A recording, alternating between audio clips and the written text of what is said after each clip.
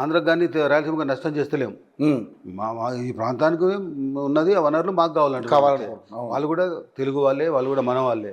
కానీ ఇది ఈరోజు మొన్న వచ్చింది కాదు, కేసీఆర్తోనే వచ్చింది కాదు. ఇది 1956 నుంచి కూడా ప్రత్యేక తెలంగాణ ఉండాలనే ఇది తెలంగాణ ప్రజల ఆకాంక్ష. ఆ ఆకాంక్షకు అనుగుణంగా 1969లో పెద్ద ఉద్యమం జరిగింది. మరి చెన్నారెడ్డి గారి నాయకత్వంలో చాలామంది చనిపోయినారు.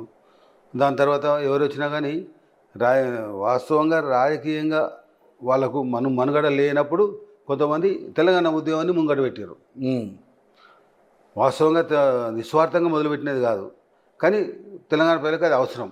ఓకే, మేధావులు అందరూ కూడా 2000లో కూడా వచ్చిన కేసీఆర్ నాయకత్వంలో ఆయన నాయకుడిని ఎందుకు చేశారంటే ఎవరో ఒక నాయకుడు ఉండాలి ఒక పార్టీకి అని మేధావులు చేసిండ్రు ఆయనను. ఓకే, మేధావులు అందరికీ తెలంగాణ మేధావులు తెలంగాణ రావాలని చెప్పి రావడానికి ఒక పార్టీ పెట్టాలని వాళ్ళే ప్రపోజ్ చేసి ఆ పార్టీకి ఒక నాయకుడు ఉండాలని మాకు అందరికీ తెలుసు. తప్పకుండా ఒక పార్టీకి నాయకుడు ఉండాలి. సరే కేసీఆర్ అయితే బాగానే ఉంటుందని చెప్పేసి పెట్టింది, కానీ వెనకకిళ్ళంతా అడ్వైజ్ కానీ నడిపించింది మీలాంటి వాళ్ళందరూ చాలామంది నడిపించారు. ఈయన కంట్రిబ్యూషన్ తక్కువ, ఈయన కంట్రిబ్యూషన్ కంటే ఎక్కువ కలెక్షన్ ఎక్కువ. కంట్రిబ్యూషన్ కంటే కలెక్షన్ ఎక్కువ. ఆయన వర్కింగ్ అవర్స్ కానీ ఏది కానీ స్వార్థపూరితమైనటువంటి ఉద్దేశంతోనే ఉద్యమాన్ని నడిపిండు.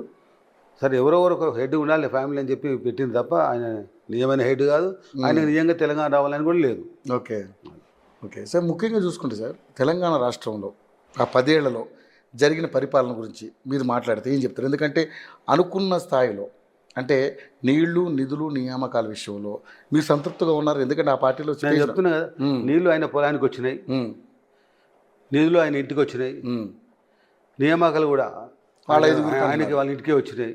ఆయన ముఖ్యమంత్రి, కొడుకు ఒక మంత్రి, కూతురు ఒక ఎంపీ ఎమ్మెల్సీ, అల్లుడు ఒక మంత్రి. ఇంకా ఘోరంగా ఏంటండి, కనీసం వార్డు మెంబర్ కూడా కాలేదు, ఎమ్మెల్యే కాని వ్యక్తికి మంత్రి పదవి ఇచ్చిండు. 2004లో 26 మంది మేము ఎమ్మెల్యేలు ఉన్నాం. 26 మందిలో ఎమ్మెల్యేలను ఎవరైనా ఒక ఎమ్మెల్యేని చూజ్ చేసుకొని నీ ఇష్టం వాళ్ళకు మంత్రి పదవి మనకు అలాట్మెంట్ వచ్చింది. కాంగ్రెస్కు టీఆర్ఎస్కు పొత్తులో కొన్ని మంత్రి పదవులు వచ్చినాయి. మరి మంత్రి పదవి 26 మంది ఎమ్మెల్యేలలో ఇవ్వాలి, కానీ ఎమ్మెల్యే గెలిచిన వ్యక్తిని తన కుటుంబ వ్యక్తిని అల్లుని ఇవ్వడం సమంజసమేనా అది? సో అది ఉద్యమ లక్షణమేనా? మోర్సో మామూలు పార్టీలో అటువంటి కూడా జరగద్దు. పార్షియాలిటీలు ఉండకూడదు. ఉద్యమ పార్టీలో ఒక మార్గదర్శకంగా ఉండాలి, పారదర్శకంగా ఉండాలి. అది లేదు కదా.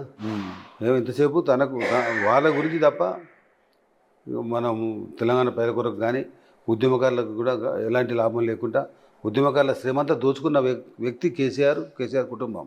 ఓకే, హరీష్ రావు కానీ అందరూ ఉద్యమకారులందరినీ వాళ్ళ శ్రమ దోచుకున్నాడు. ఎంతోమంది చదువులు మానేసినారు, ఉద్యోగాలు మానేసినారు, వృత్తి వేరే బిజినెస్ స్వచ్ఛందంగా వచ్చారు. అందరూ కూడా చాలామంది స్వచ్ఛందంగా వచ్చారు తెలంగాణ ఉద్యమంలో. వాళ్ళందరూ పనిచేసారు. కనీసం తెలంగాణ రాగానే వాళ్ళందరినీ బయటకు పంపించేసి ఉద్యమ ద్రోహులను ఎవరైతే తెలంగాణ వద్దు అన్నారో, తెలంగాణ అంటేనే కట్టే పట్టుకుని కొట్టిన వాళ్ళను, తెలంగాణకు బద్ద వ్యతిరేకంగా ఉన్న వాళ్ళను, ఈవెన్ కేసీఆర్ని కూడా ఇష్టం వచ్చినట్టుగా తిట్టిన వాళ్ళను దగ్గర తీసుకుని వాళ్ళను పార్టీలో చేర్చుకొని వాళ్ళకు మంత్రి పదవులు, చైర్మన్ పదవులు. ఎంత సిగ్గుచేటండి. అంటే వాళ్ళు డబ్బులు ఇచ్చారు కాబట్టి వాళ్ళని తీసుకున్నావు. వాళ్ళు డబ్బులు ఇచ్చారు, నువ్వు పదవికి వచ్చినావు. నీ పదవి రావడానికి కారణం ఎవరు? ఉద్యమకారులు, తెలంగాణ ప్రజలు. వాళ్ళకు అన్యాయం చేసి వాళ్ళ పొట్టగొట్టి ఉద్యమ ద్రోహులకు నువ్వు మంత్రి పదవులు, చైర్మన్ పదవులు, పార్టీలో పదవులు ఇస్తావా? నిజమైన ఉద్యమకారు